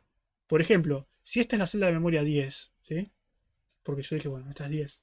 Esta es la dirección de memoria 10. Va a acceder a la dirección de memoria 10 y lo que va a hacer es a esos 4 bytes que están ahí, no sé, 1, 2, 3, 4 bytes, que es un entero, le va a asignar el valor que dijiste, valor 10, que sería 0xa. No, creo. perdón, profe, escribí todo mal porque Cero, quería, cero, quise cero. apretar Enter y se mandó sin querer el mensaje. Yo digo, por ejemplo, yo le doy la posición 10 Ujú. y después al char le doy la posición 11. O sea, estaría ocupando posición del int, del número, ¿o no? No ocupa, apunta. Claro, pero no se pisan, por ejemplo. Se pisan. Porque si vos... Lo que dice él es lo siguiente, que de nuevo te estás adelantando porque seguramente más adelante está, me parece. Vos tenés esto, por ejemplo, esta es tu tira de bytes. Vos tenés que números apunta a esta dirección de memoria. Por ejemplo, no sé, esta es la dirección de memoria 10 y esta es la 11. Y vos decís, bueno, números apunta a la dirección 10, por ejemplo. Y vos decís, buffer apunta a la dirección 11. ¿Sí? Entonces vos acá tenés almacenado el valor 2, el valor 5, el valor 0 y el valor 1, por ejemplo. Cuando vos vayas a acceder a buffer, cuando accedas con la notación de punteros a lo que hay en buffer, esto te va a traer un 5. ¿Sí? ¿Por qué? Porque es lo que hay en la dirección de memoria 11. Cuando vos accedas a números, te va a traer estos 4 bytes y te va a decir, bueno, la representación entero de estos 4 valores es esto. Si yo, por ejemplo, modifico lo que apunta a buffer, digo, bueno, a lo que apunta a buffer ahora vale 6. Estoy modificando también a lo que apunta el otro, digamos, porque están apuntando a memorias solapadas. Digamos. Eso pasa con punteros todo el tiempo. ¿Podría repetir la explicación de la Claro. línea 4? Sí, ahora vamos de nuevo a eso. El puntero apunta a una posición de memoria, pero dentro de esta posición podés tener cualquier tipo de dato. El 10 y el 5 que puso ahí son posiciones de memoria. Sí. Malloc es una primitiva de C99 que reserva heap para almacenar en dos valores. Sí. Voy a volver a mí porque escuché un tum, que no sé qué es. Hizo ruidito la ventana del Meet. Y la perdí. ¿Dónde está? ¿Dónde está la ventana del Meet? Mauro tiene la mano levantada. Ah, era Mauro. Sí, vos preguntabas, Mauro, nomás. Era yo. Quiero ver si entendí bien, porque usualmente si vos inicializás un int, reserva 4 bytes, ¿no? Sí. De memoria. Ahora, si le pones, o sea, si usás el malloc y le pones 10, reserva 10 bytes en vez de 4. Las dos cosas son correctas. Pero pará. Falta algo ahí. Vamos desde cero. Si yo acá no tuviera el asterisco, ¿sí? Se reserva en la memoria local, en el stack, digamos, se reservan 4 bytes para almacenar esta variable. ¿Sí? Como tiene el asterisco, lo que se reserva es espacio suficiente para almacenar un puntero. Todos los punteros ocupan lo mismo y es la cantidad de bytes, de bits, digamos, de la arquitectura. Por ejemplo, si yo tengo una arquitectura de 64 bits, significa que necesito 64 bits para direccionar la memoria, por lo tanto los punteros van a ser de 64 bits. Entonces acá se van a reservar 64 bits, ¿sí? O sea, 8 bytes para esta variable. Eso es una parte. ¿Por qué? Porque números es una variable local y como variable local vive en el stack, tengo que reservar en el stack espacio suficiente para guardar el valor de esa variable. ¿Sí? Listo. Cuando yo vengo acá, lo que hace esto... Se me torce la línea. Tengo que comprarme una tablet. Ahí está. Lo que hace esta línea es llamar a la primitiva malloc. La primitiva malloc lo que hace es reserva memoria en la zona de heap. ¿Sí? Ahora, lo que está haciendo acá es llamando a malloc con un parámetro 5. Parámetro 5 significa reservarme 5 bytes. ¿Sí? Estos 5 bytes se reservan en... Bueno, esto en realidad es muy grande para ser 5 bytes, pero bueno, supongamos que son bytes grandes. 1, 2, 3, 4, 5. Bueno, esos son los 5 bytes. Por algún motivo quedan así deformes. Esto lo que va a hacer es reservar en el heap 5 bytes y me devuelve la dirección de memoria donde empieza. Por ejemplo, esta es la dirección 13. Llamémosle 13. ¿Sí? Entonces, esto lo que va a hacer efectivamente es en el stack, que yo tengo mi variable números. ¿Sí? Este es el stack. Se reservó acá. Acá es donde estaba guardado buffer y acá es donde estaba guardado números. Acá va a guardar el valor 13. ¿Sí? Y este es el valor que tiene la variable números. Va a tener la dirección de memoria que devuelve malloc. ¿Sí? De nuevo, esto es transparente, ustedes no tienen que preocuparse por el O número. sea, después de la línea 6 se habrían liberado 3 bytes en total. O sea, ¿Qué? porque vos dijiste que el puntero reserva 8 bytes. Sí. Y después con malloc lo obligaste a que sean 5 bytes. Así No. que, No. Estás mezclando. Por eso, ok. por eso es importante separar. Números es una variable local, ¿no? Empieza a existir en la línea 2. Significa que en la línea 2 se va a reservar en el stack. En el stack se va a reservar lugar suficiente para almacenar esta variable. ¿Sí? Pero esta variable es local, está en el stack. ¿Cuándo deja de existir esta variable? Cuando salimos de la función. O sea, acá. Mientras tanto, durante todo el desarrollo de la función, esta variable tiene que seguir existiendo y tengo que seguir teniendo el lugar suficiente para almacenar el valor de esa variable. ¿Sí? Entonces, eso se maneja solo, lo maneja el compilador. Yo no manejo el stack, lo maneja el compilador. Por eso hice hincapié en eso. Lo que hace malloc es reservar memoria en el heap, no en el stack. Este es el heap. ¿Sí? Esto es el heap.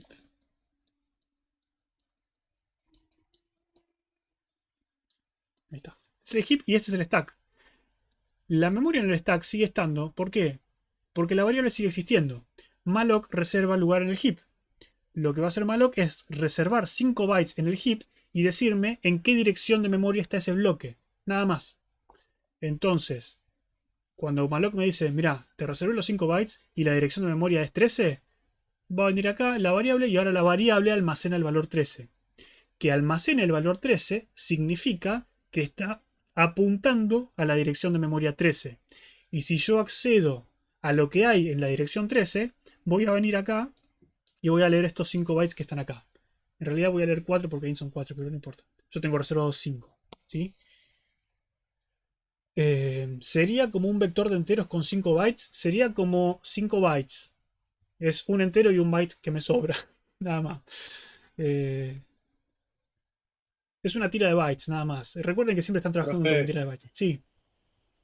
con el entero, como usted dijo, sería un entero y un byte. ¿Ese byte que está solo ocasiona algún problema o No, sobra ahí. Sobra. solo sobra nomás? Sí, sí. Sí, o sea, si No, no lo tocas no te hace nada. sí, claro. Gracias. Buffer pasa lo mismo que números. Buffer pasa lo mismo que números. Es lo mismo. Vos llegas acá. Digamos, buffer ya existía acá. Con un valor random, digamos, porque no está inicializado. Tiene basura. Cuando haces malloc, malloc te dice, mira, esto vive en la dirección 25. ¿Por qué? Porque malloc reservó 10 bytes de memoria en la dirección de 25. La dirección 25, por ejemplo, empieza acá. ¿Sí? Entonces acá vas a tener 1, 2, 3, 4, 5, bueno, 10 bytes, ¿sí? Entonces, malloc reservó 10 bytes en el heap y te devolvió la dirección 25, que es donde vive. Entonces buffer va a almacenar el valor 25. ¿Sí? Cuando yo acceda a buffer, voy a acceder al primer byte. ¿Sí? Si yo hago asterisco Buffer. Me falta una F, no importa. Funciona, compila igual. Voy a estar accediendo al puntero, ¿sí? Que sería la dirección 25, que sería este byte. ¿Sí? ¿Por qué trae un byte? Porque char es un byte. Si yo accedo a números, ¿por qué me trae 4 bytes? Porque int son 4 bytes. El tipo del puntero es importante y te dice cuántos bytes tenés que ir a buscar a esa dirección de memoria. ¿Sí?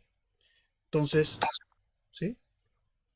Una consulta. Entonces, o sea, el int, o sea, guarda o sea, reserva como 4 bytes dentro del stack, pero después con el malloc decidís reservar, por ejemplo, 5 bytes dentro del heap, ¿no?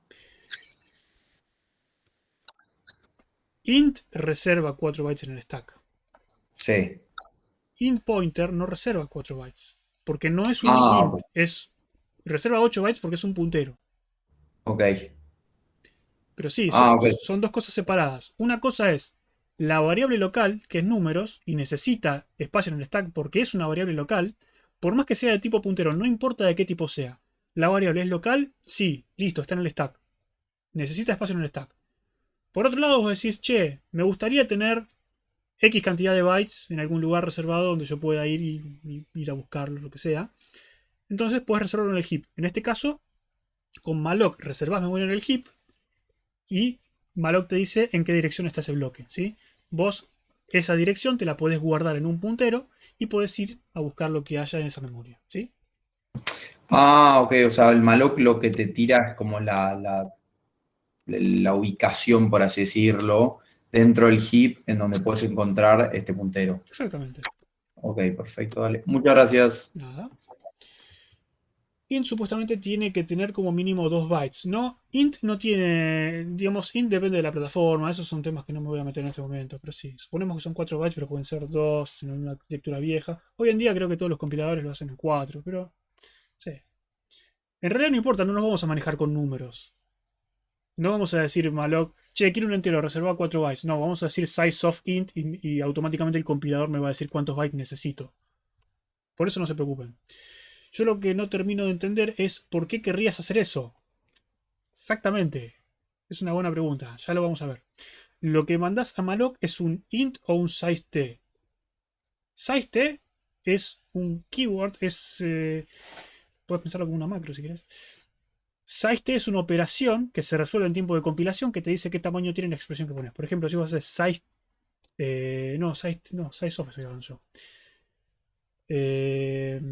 Está bien, si la pregunta era por el tipo, sí. Vos le mandás un size_t. Podés mandarle un int, pero el compilador posiblemente se queje porque, digamos, int, los que ven de Python por ahí no saben, pero int es un tipo de dato entero que es con signo, puede ser negativo.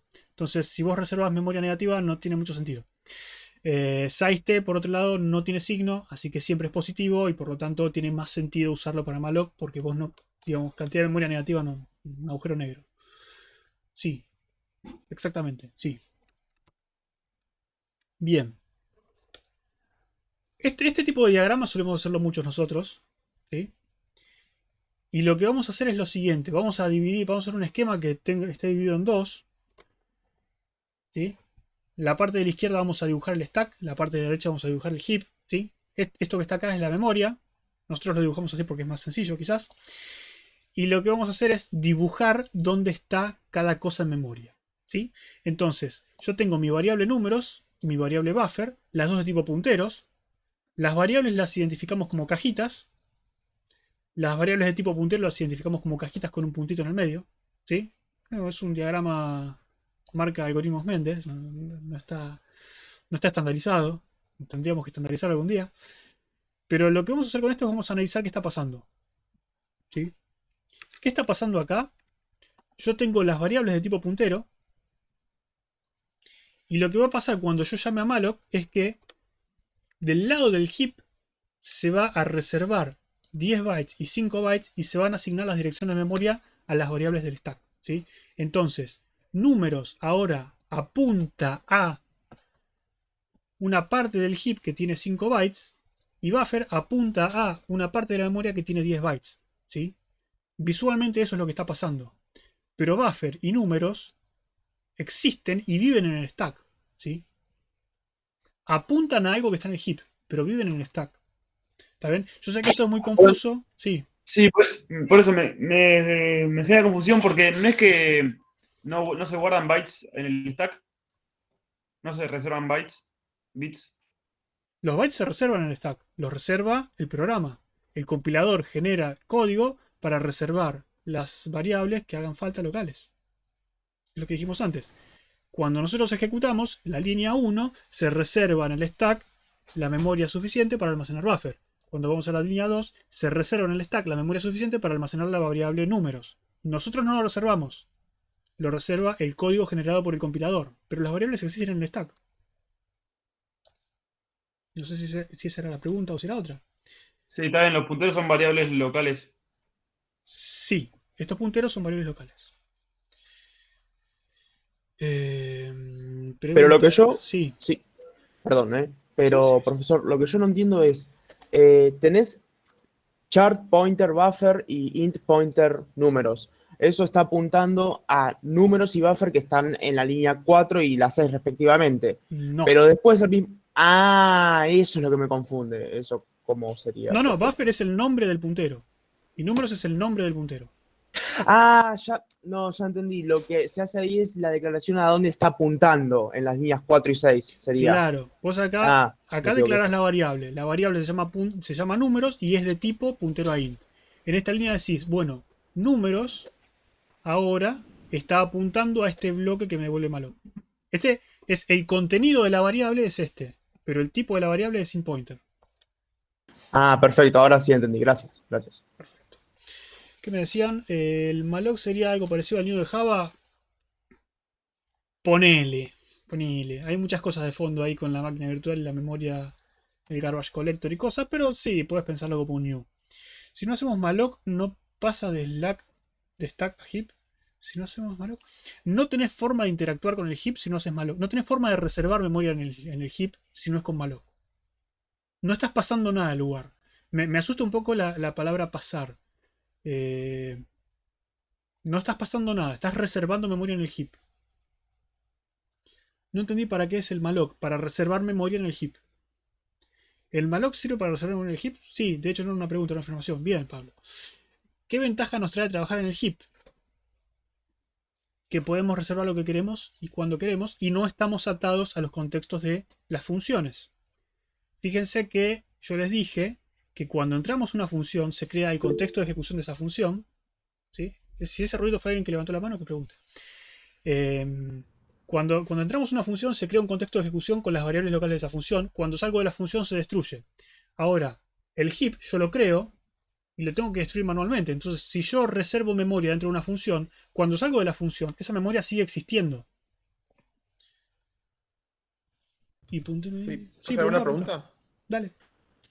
Sí, mi pregunta anterior igual iba más en el sentido de cuál es el sentido de las etiquetas, digamos, de char e int, que tienen un valor de lo que ocupan en memoria.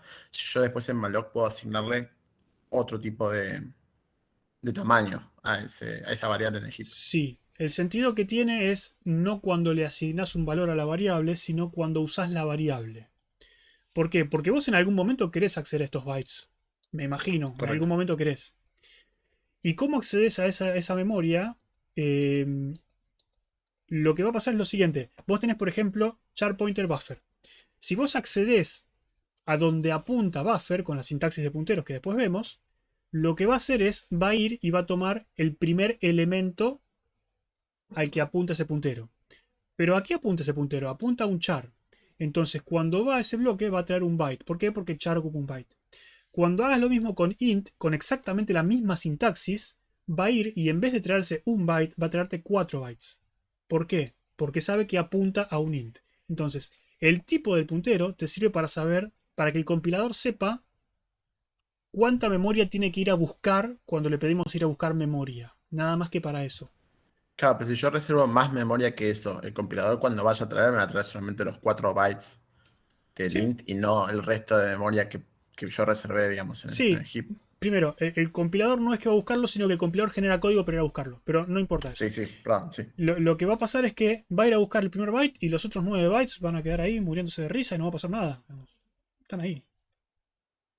O sea, siempre tendría sentido hacer malloc con el size del int o char en este caso, ¿no? Sí, no siempre. Tiene sentido hacer eso hasta que vayamos a aritmética de punteros y ahí sí va a tener más sentido lo que estamos haciendo. Pero sí, básicamente es como decís. Y puntero a int y puntero a buffer ocupan un byte en stack. No, ocupan 8 bytes. La cajita en realidad significa que es un puntero, nada más. Hola, disculpa, ¿puedo preguntar algo? Sí. Antes hablaste de algo de 64 bytes 64 que dependía bits. con la arquitectura. Sí. Eso, o sea, ¿a qué se refería? Eso no lo logré entender. Eso, sí. Sé lo que es la arquitectura. Creo No que, sé. sí, eso me lleva al principio, que es todo lo que me salté al principio. Pero básicamente lo que vos tenés es un procesador que tiene registros y que de alguna forma va a interactuar con la memoria, ¿sí? Interactúa la memoria con... ¿Tengo esto? Bueno, interactúa a través de esto que se conoce como un bus de memoria, y va a ir a la memoria a buscar cosas y de la memoria va a traer cosas, ¿sí? Ahora, el ancho que tiene este bus, la cantidad de celdas de memoria que yo puedo direccionar, depende de la arquitectura, ¿sí? Si la arquitectura es de 32 bits, seguramente el bus sea de 32 bits, por lo tanto puedo direccionar cierta cantidad de memoria, ¿sí? Tantos gigas, creo que son 4 gigas de memoria nada más, ¿sí? Entonces, un puntero, ¿qué era un puntero? Y un puntero en realidad almacenaba la dirección de una celda de memoria. Entonces, ¿cuántos bytes necesito para eso? Y la misma cantidad de bits que necesitas para que, digamos, para ocupar el bus completo de memoria. Si vos tenés un procesador de 32 bits, significa que podés direccionar 32 bits, significa que el puntero va a tener que ser 32 bits. ¿Por qué? Porque si es más grande que eso vas a desperdiciar memoria, ¿sí? Entonces es básicamente eso. El puntero direcciona la cantidad de bits que tiene la arquitectura. ¿Por qué? Porque funciona así la computadora, porque si no desperdiciaríamos memoria, nada más. No sé si esa era la pregunta, pero que había entendido eso. Sí, o sea, en el stack ocuparía 64, ¿verdad? En el stack ocupa 64 bits, que es... Sí, perfecto, gracias. Bien. Bueno, sigamos un par de minutos más y después le damos 15 minutos de descanso. Y esto es más o menos un resumen de lo que venimos haciendo. Y acá es donde empieza a ponerse espeso el tema de aritmética de punteros. Que quizás dejarlo para después. Miremoslo rápido. Tenemos esta variable números. De nuevo, es una variable local, va a venir en el stack.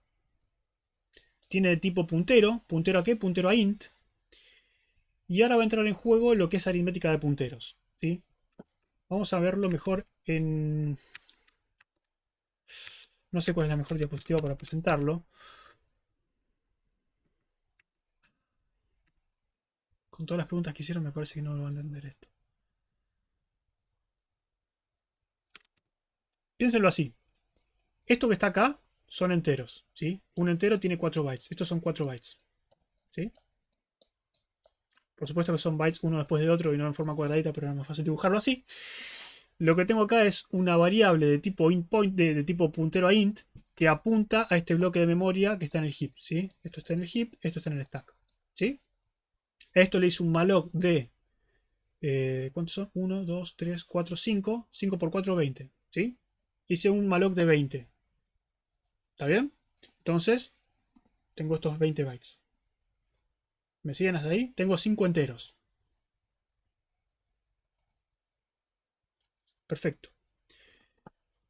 Cuando yo en código escriba asterisco números, lo que significa esa sintaxis es anda a buscar lo que está almacenado en esa dirección de memoria, ¿sí?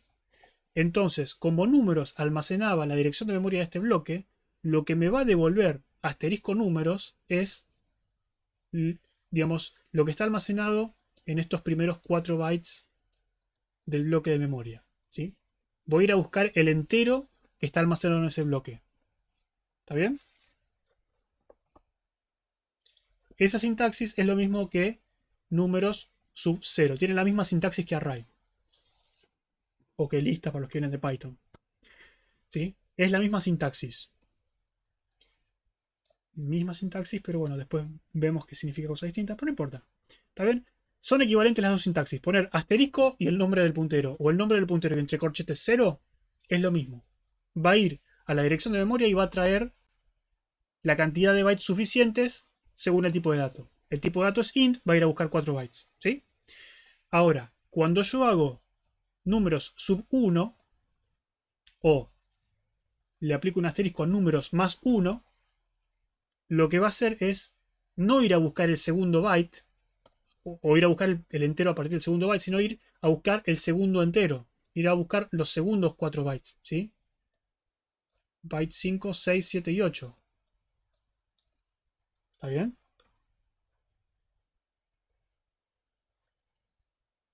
Creo que sí, pero esto es lo que se conoce como aritmética de punteros.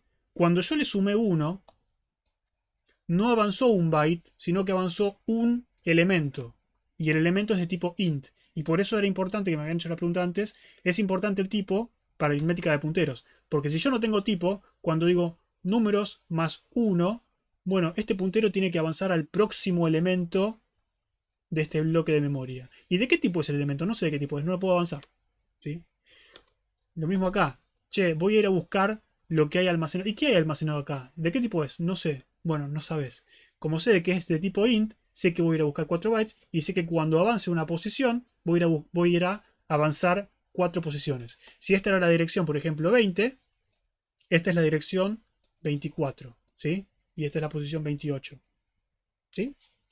Eso se castearía como int pointer número. Sí, en realidad este no es malloc 5, es malloc 20, ya lo dije, ¿no? No hace falta el casteo, después vamos a ver por qué. Es como hacer un más 4 bytes. Sí, es como hacer un más la cantidad de bytes que corresponden al tipo.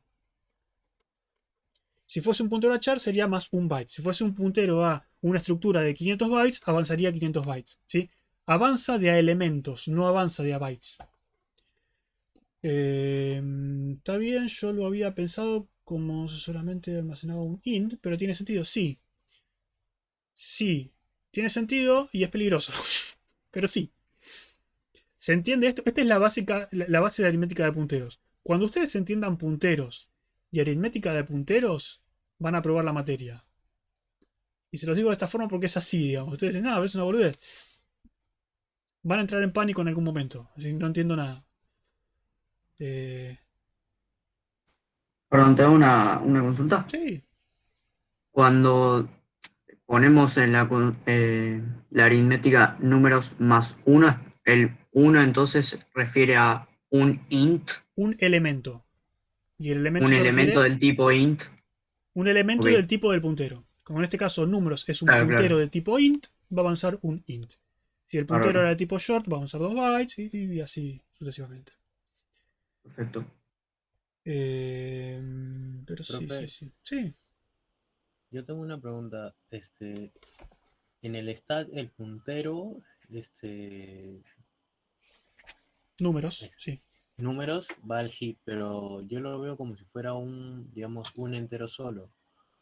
¿No sería un vector? O sea, como se está yendo al heap con No. 5 casilleros. Sí y no. Vos acá, de nuevo, primero, esto es números igual. Debería escribir un poco menos peor. Pero números va a ser igual a malloc 20. Y tengo un buen pad. Imagínense sin pad lo que sería esto. Bueno, listo. Ahí está. Esto es una M y otra M. Listo. Números hice un malloc de 20, ¿sí? Reservé 20 bytes. O sea, 5 por 4, 20. Me sirve para almacenar 5 enteros, que son estos que están acá. ¿Sí? Cada uno de estos son 4 bytes. Ahora, malloc me devolvió la posición de memoria 90. Entonces, números que están en el stack tiene el valor 90. ¿Sí? Ahora, ¿cómo lo miro esto? ¿Lo miro como un puntero a un entero o lo miro como un puntero a varios enteros? La respuesta es que es lo mismo. Yo lo que tenés que interpretar esto es, números es un puntero a int. ¿Qué significa esto? Significa que apunta a un bloque de memoria al cual cuando vos accedas vas a traer enteros. No puedes saber si hay un entero, si hay 2 enteros o si hay 25.000 enteros. No lo podés saber. No tenés forma de saberlo porque la única información que tenés es la dirección de memoria a la que tenés que ir. ¿Sí? Tenés que ir a la dirección 90. Entonces vos no sabés si hay... Incluso no sabés si hay 0. Si hay, puede haber 0 y ahí estás en problema. Pero, digamos, no hagan eso. Pero ¿cuántos bytes tenés? ¿Cuántos ints tenés para ir a buscar? Tenés que manejarlo vos a mano. Vos sabés que reservaste 20 bytes, sabés que podés acceder hasta el quinto. Si accedes al sexto, vas a poder hacerlo y vas a tener un error de memoria, ¿sí? Pero básicamente no sé si responde la pregunta o si era otra la pregunta. Vuelvo a preguntar. No, sí era eso. Yo pensaba que tenía que poner un int puntero y un vector para recién pasarlo al heap. No, si haces eso, significa que tenés un vector de punteros. Lo cual sería una bestia distinta y no nos conviene en este momento, pero se puede hacer también. Pero no, es como decís vos, esto apunta a un bloque de enteros, no sabes cuántos hay, ¿sí? Sí, gracias. Nada. Para reservar memoria con malloc, entonces se debería hacer cantidad requerida por bytes, ¿no? Sí. Haces, por ejemplo, quiero 5 enteros, es 5 por size of int. Creo que con esto podemos terminar la parte práctica, la parte teórica. Hacemos un Pero, descansito. perdón, Sí. esto me parece que me estoy adelantando, pero eso no sería lo que estuvimos viendo en la aritmética de punteros. ¿Eso literalmente no sería un vector dinámico? Sí, es un vector. Pero dinámico por el hecho de... Es un vector y vive en memoria dinámica. Es un vector Claro. dinámico. Sí. Sí. Ah, bien. Sí. Bueno, lo demás son ejemplos de aritmética de punteros y lo que decían antes ustedes de cómo, por ejemplo, yo tengo... la memoria es siempre la misma, ¿sí? La dibujé una abajo de la otra para marcar distintas cosas, pero es lo mismo. Yo, por ejemplo, si tengo esta memoria, ¿sí? En esta parte estoy almacenando la variable i, que tiene este valor. Cada uno de los bytes tiene un valor distinto. Después tengo la variable un byte, ¿sí? Se almacena después. Y le almaceno i. Esto es, no importa, es un casteo. Esto es para que vean los tipos de datos, ¿sí? Por ejemplo, un char ocupa un byte. O sea que un byte ocupa un byte. Un byte se almacena acá, la variable un byte. Y lo que estoy haciendo es diciendo, che, a un byte asignale el valor de i. Pero i es un long, que son todos estos bytes. Entonces, ¿cómo asigno todos estos bytes a un solo byte? Nada, me quedo con el primer byte, ¿sí? Básicamente esto es lo que significa esto. Y esto que ven acá se llama casteo. De nuevo, ahora vamos a ir a la parte práctica. Casteo significa interpretar esta variable como si fuese de tal tipo. Si yo interpreto la variable i, que es de tipo long, que son todos estos bytes, la interpreto como un char, significa que se va a quedar con un byte nada más, ¿sí? Por eso interpreta como 15 y le asigna 15. Nada más. Nada, son interacciones de memoria que no tienen sentido verlas ahora. De nuevo los punteros, aritmética de punteros, ejemplos. Sí, listo. Hagamos así. Les doy, son menos 10. Hagamos 15 minutos de pausa, ¿sí? Para que puedan respirar un poco de tanta cosa. Sí. 15 minutos, en 15 minutos volvemos y ya vamos a hacer la parte práctica y vamos a empezar a tocar los punteros para que ya puedan empezar con el TP0, ¿sí? Y de nuevo, si tienen dudas, las vamos a seguir viendo. No sé, pueden proponer si quieren escuchar algo en particular, pero esperen que... ¿No te puedo hacer una pregunta, ya que estamos? Porque yo tengo que rendir todavía el examen final de algoritmos y programación 1, que lo rindo ahora el 9. Sí, lo mismo. Tendría que hacer... No, Sí. sí, tendrías que... Eso hablarlo con Pucci, pero en principio no hay ningún problema de que si deben el final, cursen la materia, ¿sí? Lo que les voy a pedir es que si se van a presentar al final de Algoritmos 2, por favor tengan aprobado el final de Algoritmos 1 y pasado al guaraní, porque si no vamos a tener problemas. Pero no hay ningún problema. Vos cursa nomás. Dale, perfecto. Está bien. Dale. Bueno, cerremos acá la primera parte del video. No nos vamos todavía.